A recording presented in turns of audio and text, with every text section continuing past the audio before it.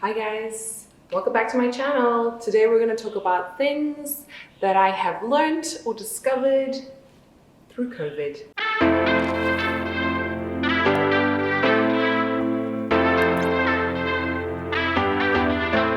If you're new here, my name is Julie. I'm an occupational therapist, a mom of 2 little ones, and I love making videos about ways to make mom's life easier, time management, organization, and also mindset and your attitude. I think that's really, really important. So I have a little handy dandy list over here on my phone of things that I have learned or reflected on since this whole pandemic hit in approximately March for us in New York. So I'm just going to go through this list and chat about it. So one thing, the main thing that stuck out for me was that you think you have things planned out. We have this false sense of control, and then the world just implodes, and you are now left scrambling. And I think the lesson here is, how do you adapt? How flexible are you? How much do you let your fear and sort of the victim mentality take over and prevent you from reinventing yourself? Because I really do believe this is an opportunity for reset, for rebirth for everybody, if we choose to see it that way. So it just depends how you view it. And then along the lines of reset and just starting over, I think for me personally, this pandemic, and I think for my husband too, I asked him, like, what has this shown you? And I think it's allowed us to really reflect on what we were doing. Were we just going through the motions because that was kind of what was expected of us? That was kind of the plan? No, well, the plan got blown out of the water, and now your whole mind is open to other things. And this leads me onto a little tangent, but just stay with me. There's this parable about elephants. It could be just one elephant, but let's just say elephants used to be born into captivity and used in the circus. And this might still be happening. I hope not, but it might still be happening. But basically what would happen is, an elephant, the way that they would control the elephant to prevent it from running away is they would put a chain around its ankle, and then it would be attached to, I don't know, a peg somewhere, so it couldn't leave. And they do that from baby elephants, so get so used to it. And then when they tried to free the elephant, so in the event that someone would free an elephant, the elephant could not go beyond that chain. So the distance that the chain had from the peg to its ankle was its sort of perimeter diameter, yeah, I guess, that it would walk around in. And once they took off the ankle chain, the elephant was free. It couldn't walk past that barrier. It was like a concrete, invisible boundary that it had created in its mind, and it could not step past that. And I think that's kind of how we are as humans. We create these limitations in our minds, and then we can't see past them. And it takes something as dramatic and as drastic as a pandemic to open your eyes. And so I want to encourage you to use this as an opportunity, because I think it really helped me see that, I don't have to do everything that I thought I had to, I guess, if that makes sense. Something else that's kind of heavy, I feel like, is that, and feel free to disagree with me in the comments if you think this is not true, but I feel like fear is the greatest pandemic of all of this. Along the lines of sort of minds being controlled or whatever, and not knowing how to free yourself, fear is really what is holding so much of us back in a pandemic and in life. For me, with this pandemic, one, I guess, blessing in disguise was that I'm considered an essential worker, and I'm still expected to go into work. And so I had to get over the fear that I had of getting sick or anything like that very quickly, and figure out ways to still protect myself and still kind of go to work and like live a semi-normal life, right? It sort of forced me to do that. I had to face it. But I think people that didn't need to go out, after a while, it's just that becomes normal, and then you're too afraid. And now I think things are changing, because the weather has changed here. People are just sick of being stuck inside, and they want to be free. But a lot of people are still very fearful of doing things. And to be fair, we still don't know a lot. And in my mind, people going out, nothing has really changed that much. We are now practicing more social distancing, we're wearing masks, we're washing our hands more, all that kind of stuff. But we haven't, improved our immunity to the virus. We're still the same people. So I think it's all about a mind shift. If you're living in fear, I feel that makes you even more vulnerable to getting sick. So it's just something to consider. Let me know in the comments what you think. Then something else different. I realized that weights actually do make a difference, and I should probably do them. Before the pandemic, I was working out 4 to 5 times a week, and now, well, you get the picture. An interesting thing is a lot of people ask me how my children are coping in the pandemic. And to be honest, I feel like they're living their best life. They seem very happy with simple things. I think they're happy that mom and dad are at home more. My son had to do school at home. I was very stressed about it, but he didn't seem that concerned. And I think it's just a reminder, children need simple things. They don't need extravagant vacations. They don't need extravagant toys or even a large space to play and be happy and content. And I would say for the most part, they're pretty happy, even though mom and dad are kind of going through things. I don't think, as long as we're not sort of showing that too much, I don't think they feel afraid. I don't think they are worried.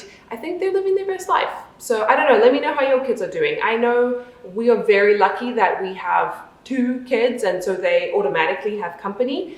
And I think children that have had to be isolated from other children is very, very hard. And I've had friends who have only children and are not able to play with other cousins, or typically you would rely on school for that socialization. And I would love to know how you're doing and coping, and if there's anything I can offer to help you guys, because there's only so much that online interaction can do. Then another kind of big lesson is that through chaos and challenge comes creativity.